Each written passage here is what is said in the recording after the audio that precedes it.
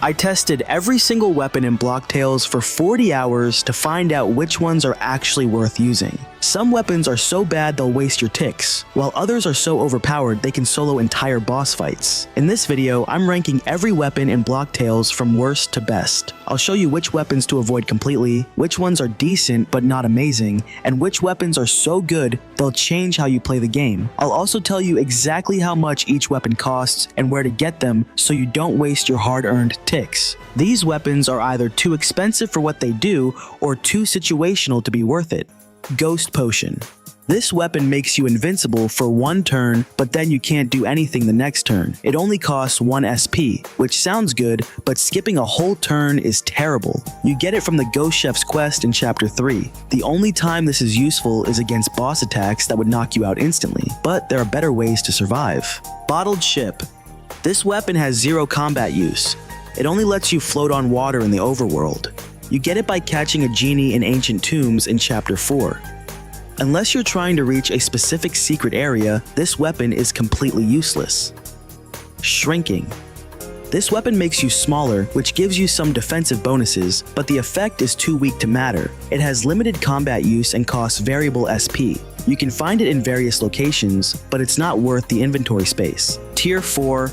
Okay, but not great. These weapons have some use, but are either too expensive or get outclassed quickly. Wooden Sword. This is your starting weapon, so you have to use it. It does 1 to 2 damage and cuts through 50% of enemy defense. Shedletsky gives it to you free after beating the red and blue noobs. It's not bad for the beginning, but you'll want to upgrade as soon as possible. Super Ball. Your starting ranged weapon from J Party. It can hit flying enemies and lets you choose targets, which is nice. The damage is okay, but the timing is tricky. It gets replaced by the Hyper Ball in Chapter 3, so you won't use it for long. Expensive enhancement cards. Some enhancement cards cost 200 plus ticks, but don't give you enough benefit. Cards like some of the specialty sword enhancements are cool, but not worth the high price when you can get better weapons for less money.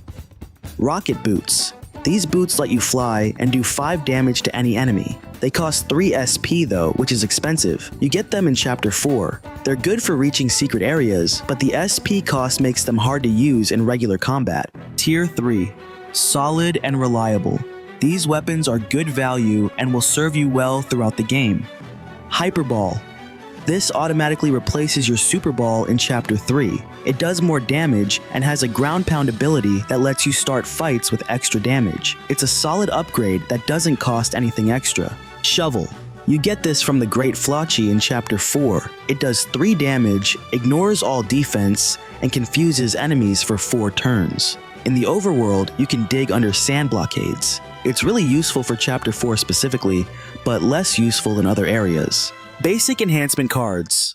Cards like Power Stab with 2 to 3 damage for 2 SP and Sword Toss that lets sword hit flying enemies are cheap and effective. They cost 60 to 100 ticks and give you good benefits without breaking the bank. Line Bounce. This ball enhancement makes your ball bounce between enemies. It costs 2 SP and 1 BP, which is reasonable. It's great for hitting multiple weak enemies at once. Tier 2.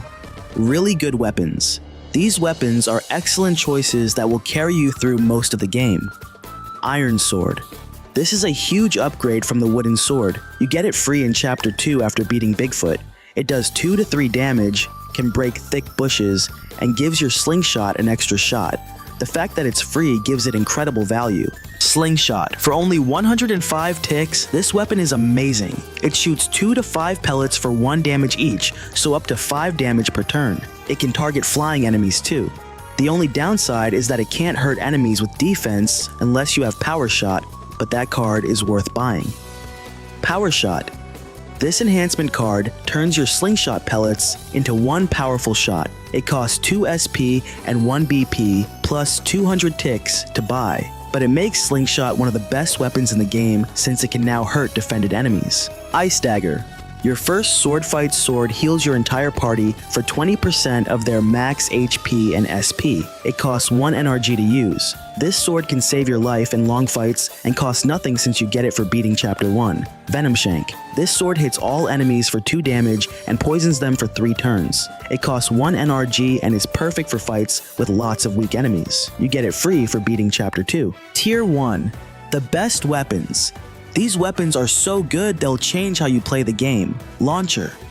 This weapon is incredible for crowd control. It hits the main target and damages enemies next to them. Plus, it lowers their defense for 3 turns. You can get it for 150 ticks from the Banished Knight. The only downside is that it does no damage if you miss the timing, but once you learn it, this weapon dominates. Dynamite. This weapon completely ignores all defense and does 1 to 4 damage based on your button pressing speed. It costs 5 SP, which is expensive, but it's worth it against heavily armored enemies. You get it free in Chapter 1 near Accountant Jim. It also stops skeletons from reviving, which is huge. Ghost Walker. This sword makes your entire party dodgy for 2 turns, meaning enemy attacks go right through you. It costs 2 NRG, but can save you from boss attacks that would normally knock you out.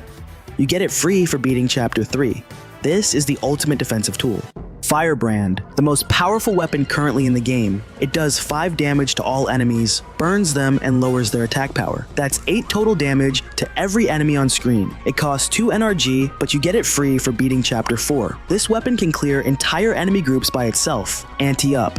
This enhancement card adds 1 damage to all your attacks, but makes timing windows smaller. It costs 4 BP, which is expensive, but it affects every single attack you make. This card turns good weapons into great weapons, and great weapons into unstoppable weapons. The thing is, having the best weapons is useless if you don't know the secret strategies to beat each boss. Every chapter boss has specific weaknesses that certain weapons can exploit perfectly. Watch this video next to learn the hidden boss strategies that will let you defeat every enemy in Block Tales without grinding for hours.